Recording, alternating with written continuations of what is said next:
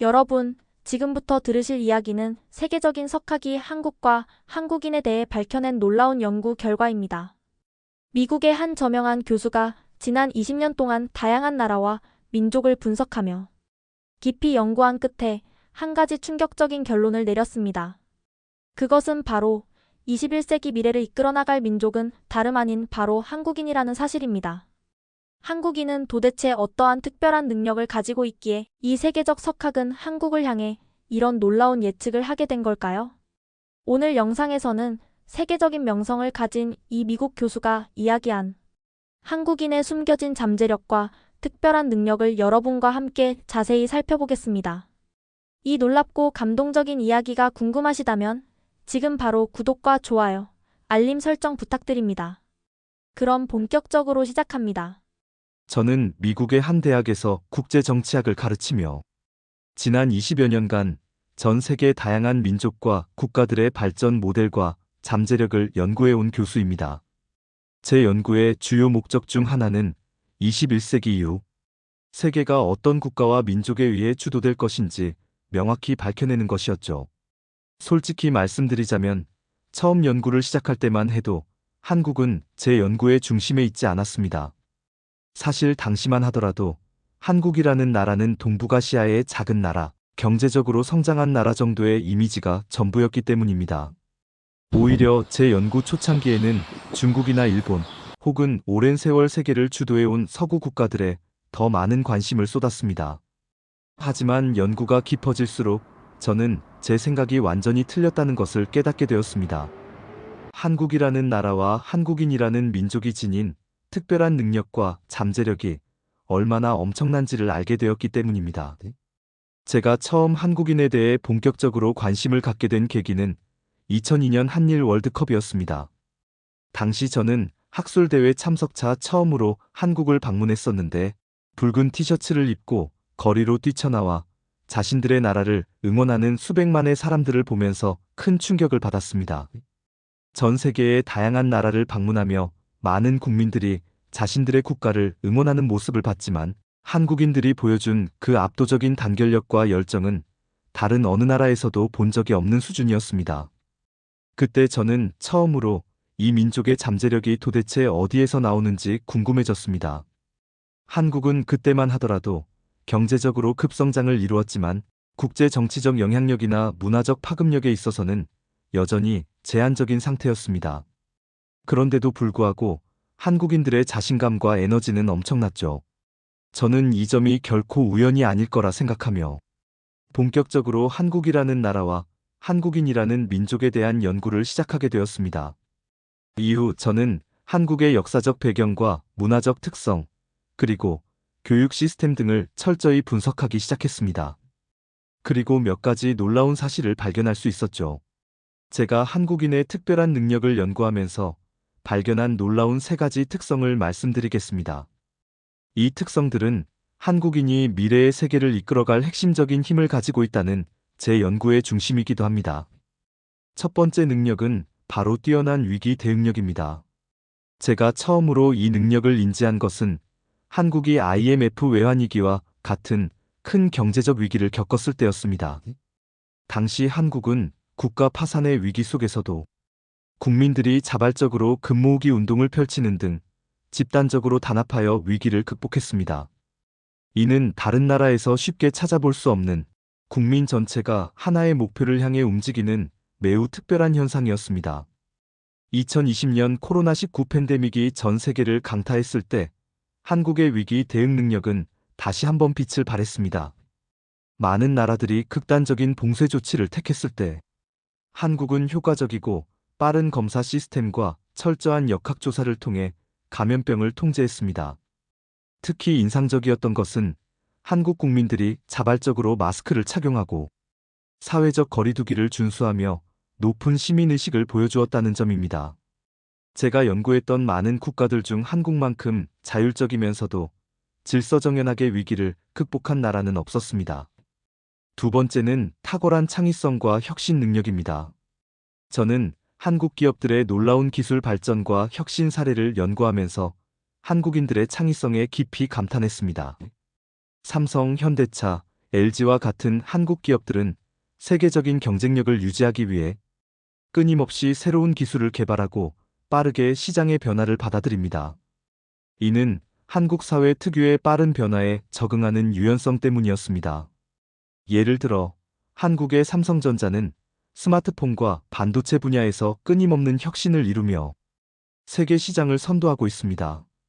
현대자동차는 전기차와 수소차 기술 분야에서 글로벌 리더로 자리매김하고 있으며 이는 기존의 기술과 전혀 다른 새로운 영역을 개척한 것입니다. 한국 기업들이 이처럼 뛰어난 혁신 능력을 보이는 배경에는 실패를 두려워하지 않고 도전하는 한국인의 도전 정신이 자리 잡고 있습니다. 연구를 하면서 한국인들은 단순히 주어진 환경을 받아들이기보다 항상 더 나은 방법을 찾고자 하는 강한 의지를 가지고 있다는 것을 알게 되었습니다.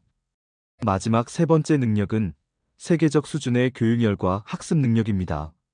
제가 처음 한국을 방문했을 때 가장 놀란 점 중 하나가 바로 교육에 대한 한국인의 엄청난 열정이었습니다. 한국의 부모님들은 자녀 교육에 투자를 아끼지 않으며 학생들은 어린 시절부터 치열한 경쟁 속에서도 끊임없이 학습합니다. 이러한 교육 환경은 한국이 전 세계에서 가장 높은 대학, 진학률과 높은 수준의 인적 자본을 갖춘 나라가 될 수 있었던 비결이기도 합니다. 특히 한국인들은 새로운 지식이나 기술을 빠르게 습득하는 능력이 뛰어납니다. 예를 들어 한국에서 영어와 같은 외국어를 배우는 속도와 수준은 매우 놀랍습니다.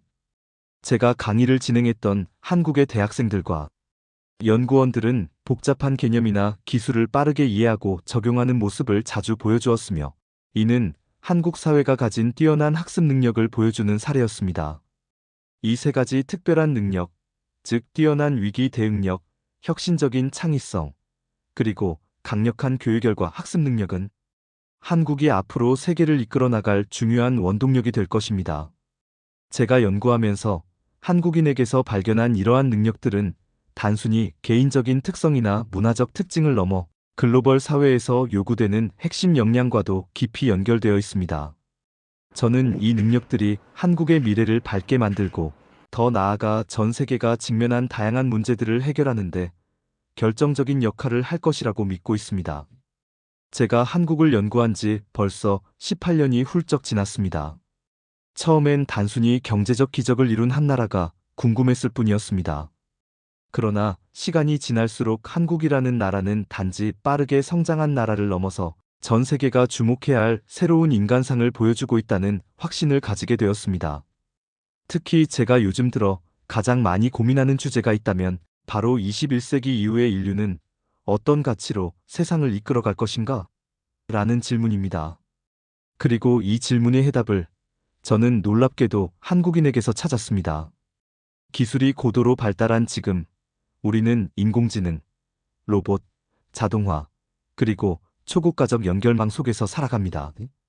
과거에는 힘센 나라, 돈 많은 나라가 세계를 이끌었다면 이제는 그것만으로는 부족합니다.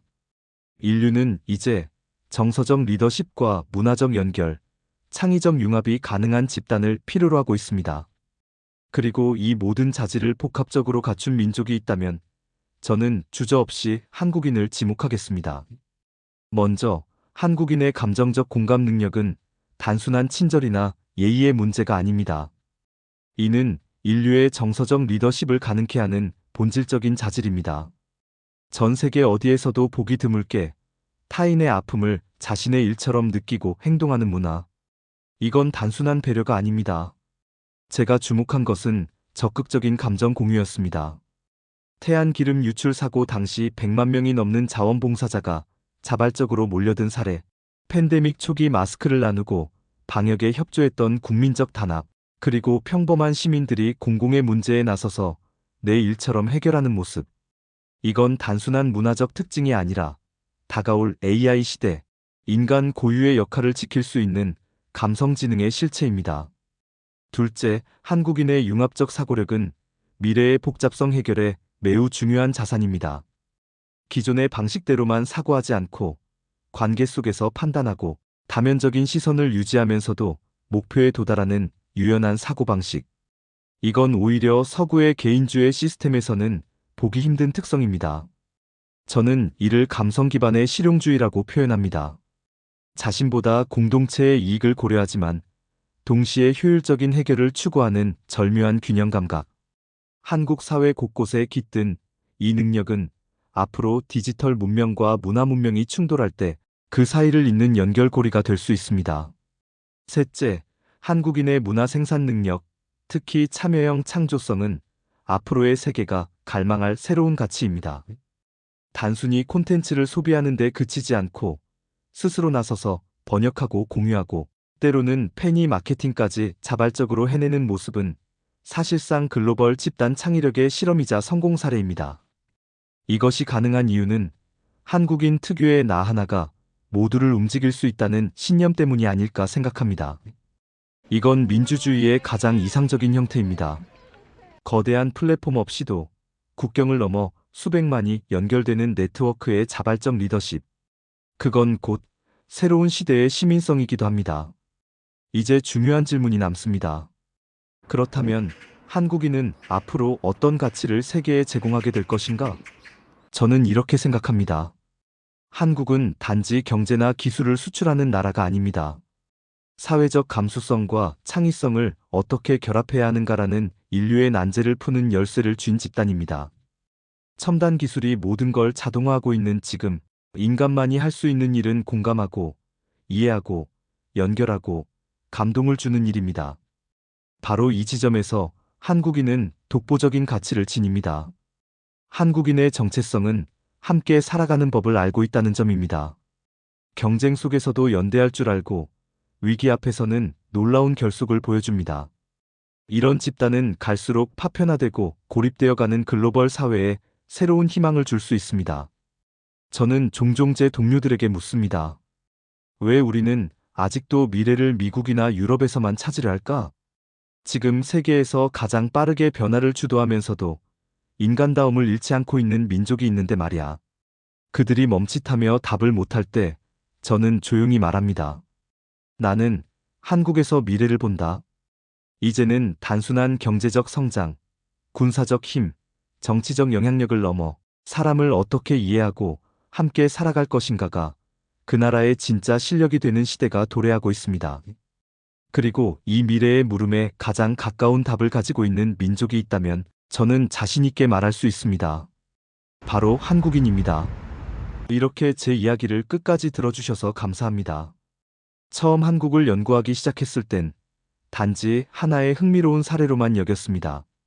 하지만 지금의 저는 단언할 수 있습니다. 한국은 단순한 사례가 아닙니다. 한국은 인류가 앞으로 나아갈 방향 그 자체입니다. 우리는 지금 너무나 복잡한 세상을 살아가고 있습니다. 기술은 빠르게 발전하고 있지만 사람과 사람 사이는 오히려 더 멀어지고 있습니다. 정보는 넘쳐나지만 진심 어린 대화는 점점 줄어들고 있습니다. 이런 시대에 필요한 건 남보다 뛰어난 능력도 아니고 더 많은 자원도 아닙니다. 진짜 중요한 건 어떻게 함께 살아갈 것인가를 아는 사람들이죠. 그리고 저는 바로 그 해답을 한국인들에게서 보았습니다.